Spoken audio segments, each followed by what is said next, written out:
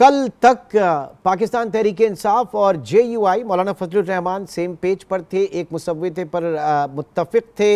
हुकूमती मुसव्विदा चले उसको अलग रखें, लेकिन जो एक प्री रिक्विजिट थी, एक प्री कंडीशन जो रखी गई थी वो बानी PTI से मुलाकात, लेकिन उस मुलाकात के बाद आज बिल्कुल मामला बदलता हुआ नजर आ रहा है।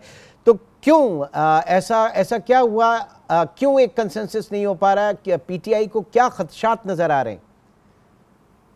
जी बहुत शुक्रिया। मुझे ऐसे लगता है कि तहरीक इंसाफ में गुज़िश्ता 2-3 साल से ये मसला मौजूद है कि उसके कई सियासी रहनुमा जो बड़े बुर्दबार तहम्मुल मिजाज धीमे लहजे के हैं, वो ये चाहते हैं कि चीज़ों को मुज़ाकरात के जरिए हल किया जाए।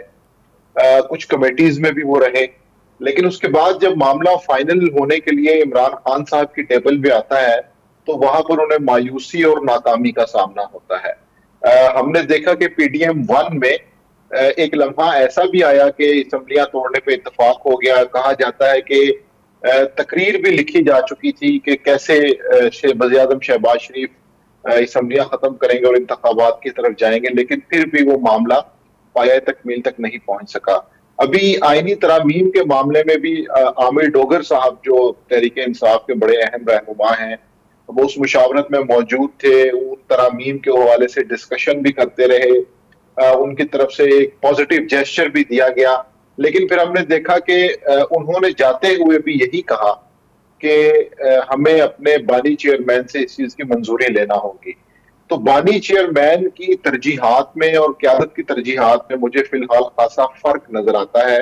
और जेल की मुलाकात की जो भी रिपोर्ट्स हमारे तक पहुंची हैं उसमें इस चीज से का पता चल रहा है कि वहां पर जाने के बाद बानी चेयरमैन का पॉइंट ऑफ व्यू बिल्कुल डिफरेंट था।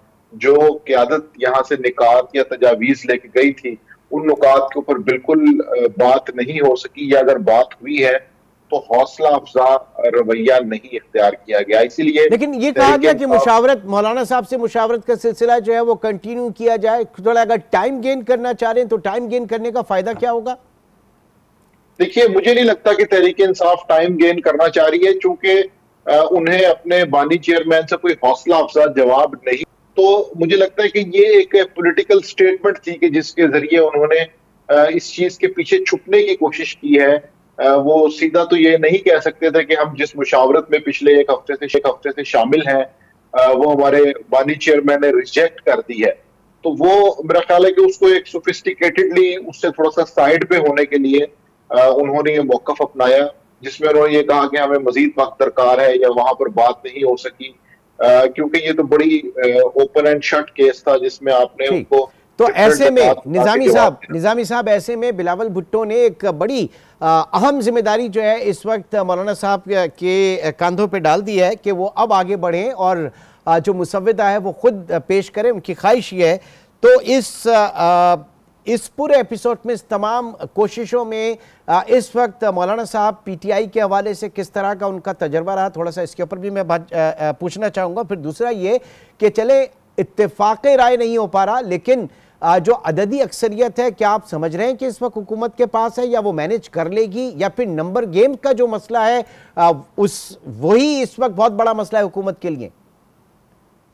जी, ये दोनों पॉइंट्स बिल्कुल अहम है। उसकी वजह यह है कि कानूनी तौर पे, आईनी तौर पे तो हुकूमत ये कर सकती है कि वो वोट्स मैनेज करके तो तरमीम कर ले, लेकिन उसके ऊपर अखलाकी तौर पे सवालिया निशान होगा। और चूंकि तरमीम का जो फर्स्ट फेज है वो बुरी तरह नाकाम हो चुका, उसमें हुकूमत को हजीमत उठानी पड़ी, तो इसलिए अब एक मॉरल ग्राउंड को सामने रखते हुए ये कोशिश की जा रही है कि इसके ऊपर एक कंसेंसस हो जाए और 63A वाली जो हॉर्स ट्रेडिंग है या लोटो वाला जो काम है वो ना हो। लेकिन इसके साथ साथ हम 2-3 अहम बयानात भी देखते हैं, जिस तरह रात को बिलावल ने निशानदेही की, फिर MQM के डॉक्टर फारूक सत्तार ने कहा कि ऊंट किसी करवट बैठ जाए तो अच्छा है, वरना ऊंट जो है वो खेमे को खराब करेगा। फिर इसी तरह वो खेमा फाड़ के बाहर आ जाएगा, ये कहा उन्होंने प्रिसाइसली। बिल्कुल। और इसी तरह फैसल माउडा ने कहा कि नंबर्स का इशू नहीं है और तरमीम तो होनी ही होनी है। तो मेरा ख्याल है कि पीपल्स पार्टी और मुस्लिम लीग नून इस मरहले में इस सुबकी से या अखलाकी हजीमत से बचना चाह रही है कि उनके ऊपर तारीख में ये इल्जाम लगे कि उन्होंने आईनी तरमीम की जिसके अंदर हॉर्स ट्रेडिंग की गई, नोटों का सहारा लिया गया। आईनी तौर पे, कानूनी तौर पे तो ये बिल्कुल दुरुस्त है, लेकिन अखलाकी तौर पे इसके ऊपर बहरहाल सवालिया निशान रहेगा। इसलिए वो आखिरी कोशिशें भी की जा रही हैं कि ये सारा कुछ उससे पहले मैनेज कर लिया जाए और वो नौबत ना आए। ठीक है।